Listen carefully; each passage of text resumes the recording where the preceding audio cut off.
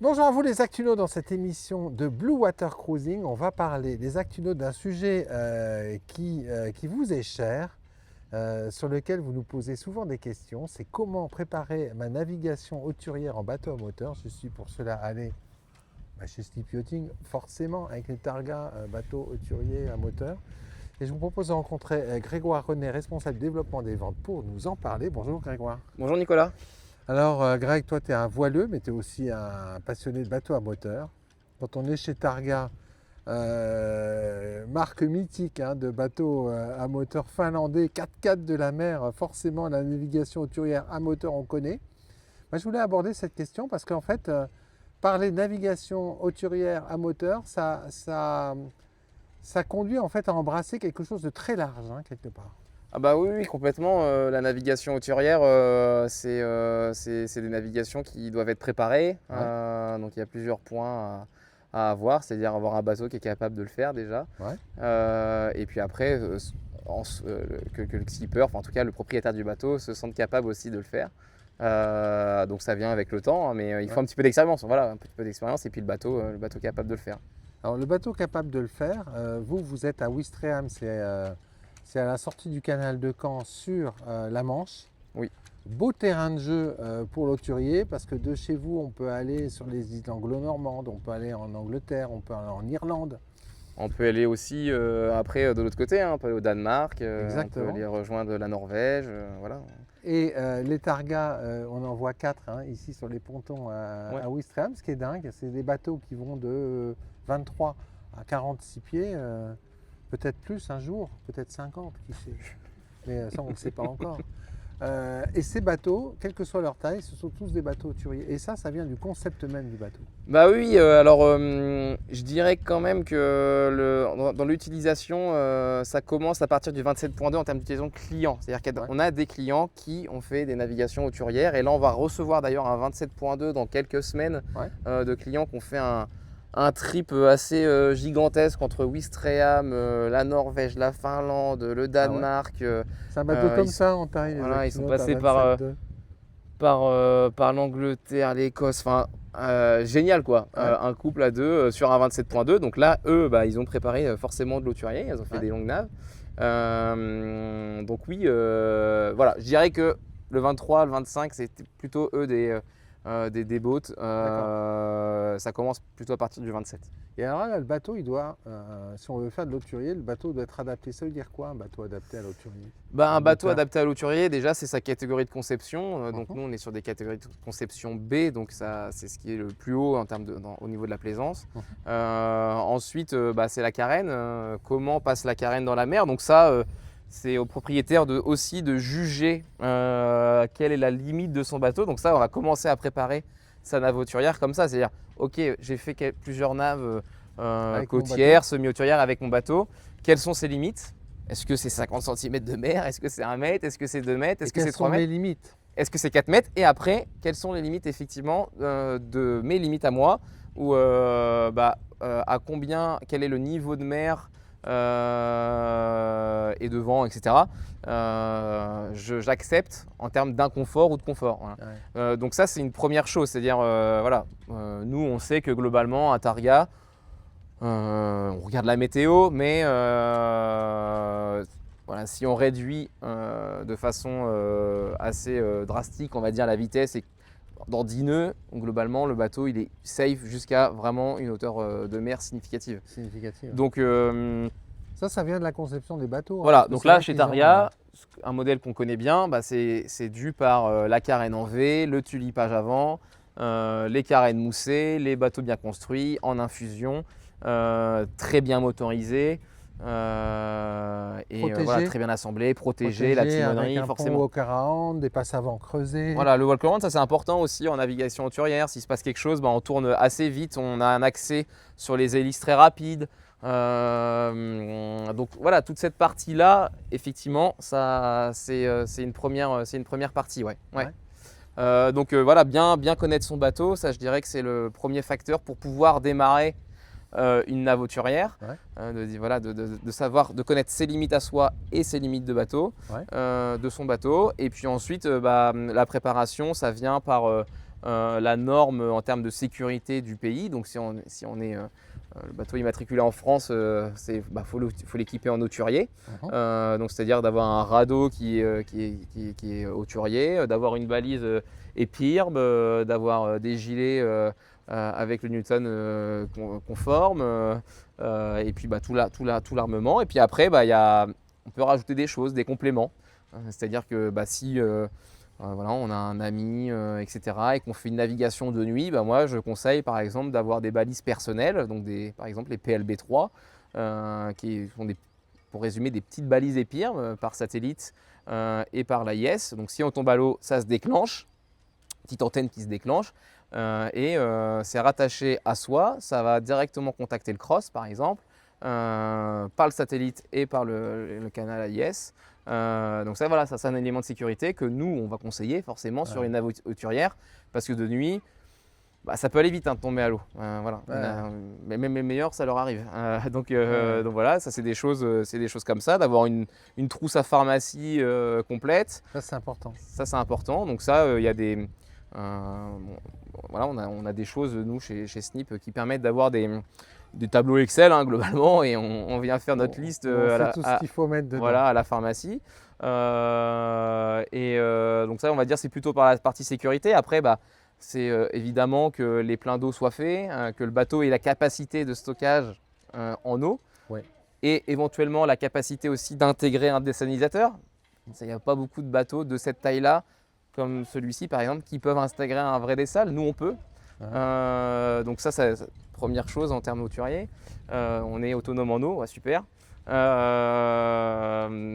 Ensuite, voilà, d'avoir des vivres qui soient conformes, d'avoir un bateau qui soit capable aussi vivre, c'est-à-dire capacité de stockage. Voilà, Parce que tous les bateaux n'ont...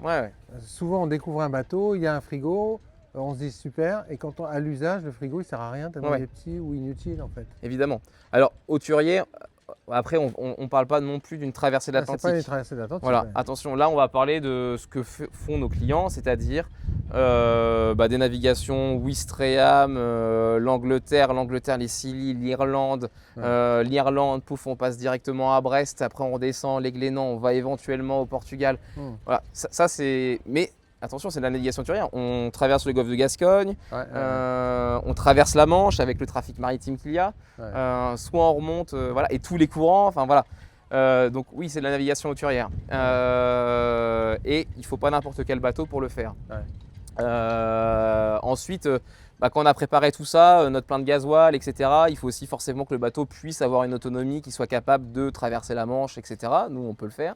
C'est quoi l'autonomie moyenne d'un Targa? Tout dépendra un peu de sa motorisation, mais c'est entre 350 et 450. D'accord. Voilà. Globalement, 450 000 nautiques.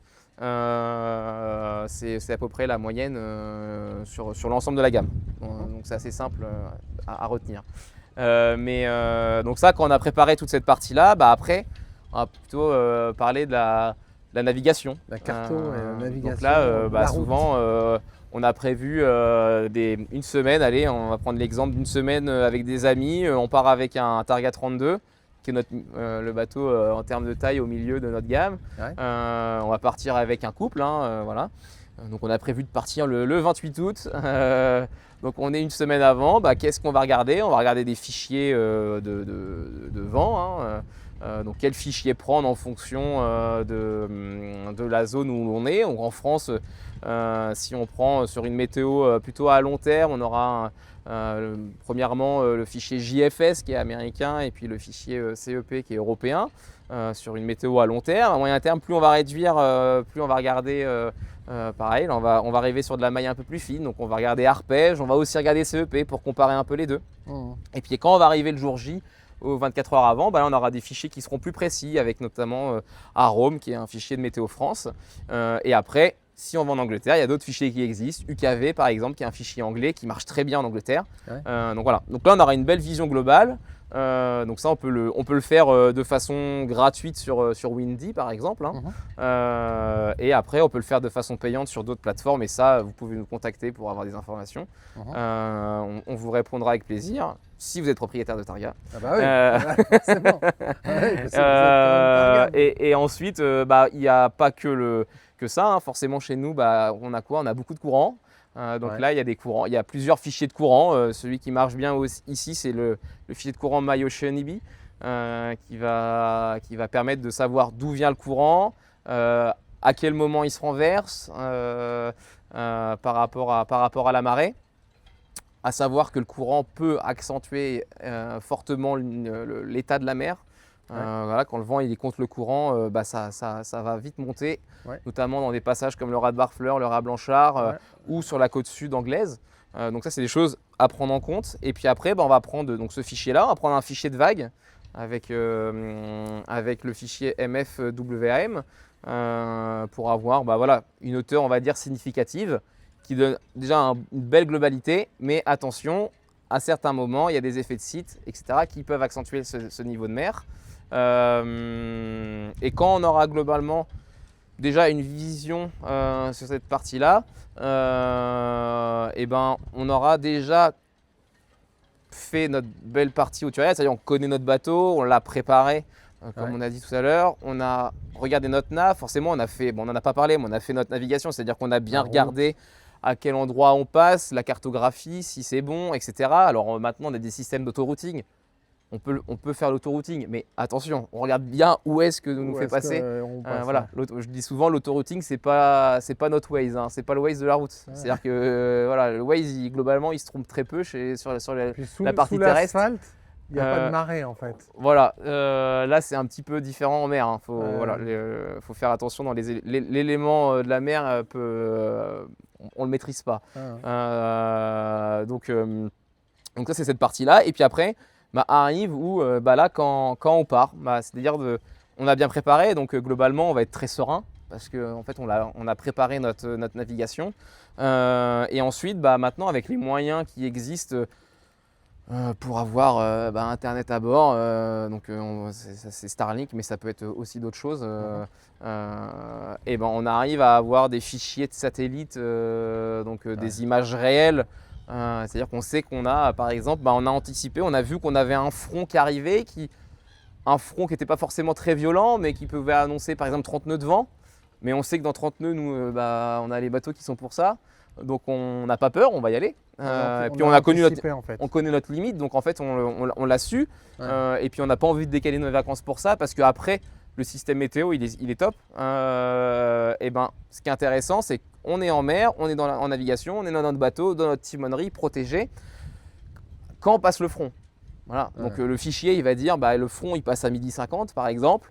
Ça c'est une prévision. Maintenant, bah, en mer, on est à 60 000 des côtes, 70 000 des côtes, on ne capte pas. Aujourd'hui, avec Starlink, on a la possibilité d'avoir la Wi-Fi, en tout cas de capter en satellitaire.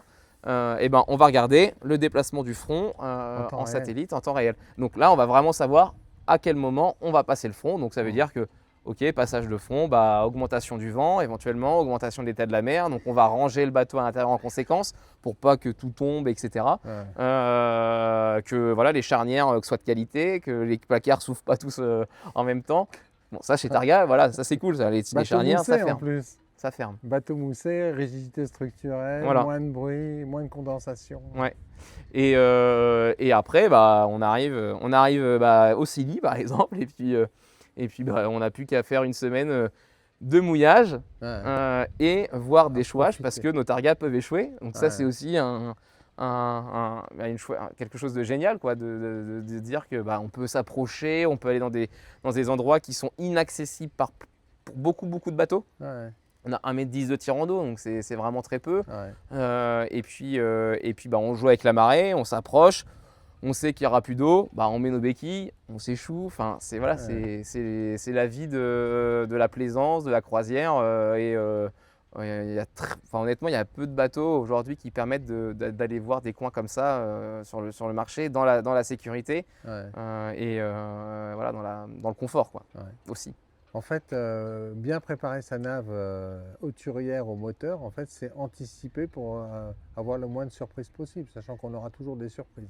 Évidemment, voilà, parce que là on a parlé plutôt de la préparation d'une navigation hauturière au moteur. À la voile, ça va être encore un petit peu différent. Mais parce qu'on aura plus de gestion de timing de passage de courant. Avec un Targa, même si c'est bien de prendre le courant avec nous, ça nous fera consommer moins, etc. Mais on sait qu'on passera. Donc, Dans tous les cas de figure, ouais. voilà, dans tous les cas de figure. Mais oui, c'est ça, c'est de bien préparer, d'anticiper. Et puis non, il n'y a pas de raison qu'il se passe quelque chose en fait. Ouais. Il n'y a pas de raison. Toi qui fais de la voile, du moteur, de l'hauturier, Ouais. c'est quoi pour toi l'hauturier? Quand tu es à bord de ton Targa là, et que tu vas au Scilly justement, Ouais. c'est quoi ce que tu ressens en navigation? Ah, c'est l'hauturier, c'est un peu différent. Enfin, si on parle en termes de réglementation, c'est au-delà de 60 000. Voilà, après, pour moi, hauturier, ça ne veut pas dire grand-chose en fait. C'est-à-dire que quand déjà on voit plus la côte, etc. On est à portée de secours un peu plus long. Après, quand on va dépasser plusieurs milles, on peut être à non dispositif d'hélicoptère, etc. Donc là, voilà,